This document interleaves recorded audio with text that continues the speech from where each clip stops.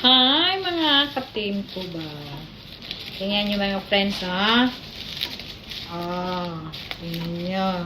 Sino may alam nito? Sino ang nakaka-relate sa pinakamasarap na ulam? Pangalawa to sa Bicol Express. Kaya lang grabe naman to. Ano mo guys magkano to binili ko sa LP? $15. Tapos guys, yun guys, wala kasi akong walang tinapa, wala akong mabiling tinapa, kaya ako daing ng Indian, pero hindi sila maalat kasi hindi siya maalat mga friends. Ayun kasi maraming daing, pero ano yun tapos maraming sili guys. So mas maganda kasi mga friends sa laing maanghang talaga. Tingnan nyo naman guys ang dito, ang coconut. Ayan, yan 4 para maganda ang gata, kasi di naman sila fresh, walang kinayo dito. Meron naman, kaya lang dito naman bukas. Minsan wala pa. Yan. So, hihiwain ko muna ito ng mga maliliit mga friends. Kasi sila, ang lalaki hihiwain muna. So, maghihimay ako ng laing pang-ulam ko ng to. Matagal to guys. Nilalagay ko lang sa maliliit na lalagyan. Tapos, lagay ko sa freezer. Umabot nga to sa akin ng 3 buwan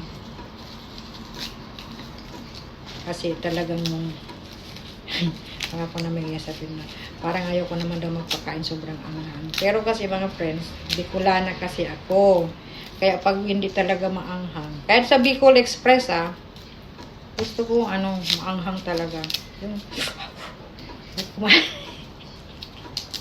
ganyan talaga ako pag kumain ng Bicol Express. Pag nagluto ako ng Bicol Express, talagang maanghang.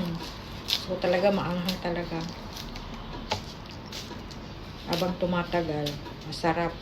Marami ang magkakain ng kanin. Ito, ganitong gagawin ko. Pinakamasarap sana nito mga friends, tinapa. November, punta yung apo ko. Padala ko ng maraming tinapa at saka daing. Sarap nito. Ayun lang. Yung daing pa ng Indian, hindi siya maalat. Hindi katulad ng daing natin na malasa. Para lang may lahok. Kasi ayoko naman baboy. Kasi meron akong isang friends. Hindi naman siya Muslim. Pilipina din. Hindi siya nakain ng baboy. Kasi gusto niya tumangalo ang buhay niya. So, hindi siya nakain ng baboy. Pero pinakamaganda dito, talaga, tinapa. Tsaka alamang. Meron pa akong alamang dyan. So, gawin ko. Thanks for watching. Thank you for your support sa aking channel, sa aking reels. Maraming salamat. Pang lang naman yan. Panglibangan. Kaya lang minsan guys, marami akong annoying na mga followers. Tawag ng tawag. Sabi ko nga, yung Facebook ko, hindi panghanap ng ng jowa. Kasi merit na ako.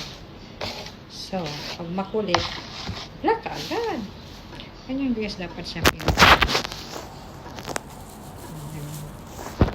pas ko na ito lulutuin kasi ayaw ko na nagmamadali. Thanks for watching guys.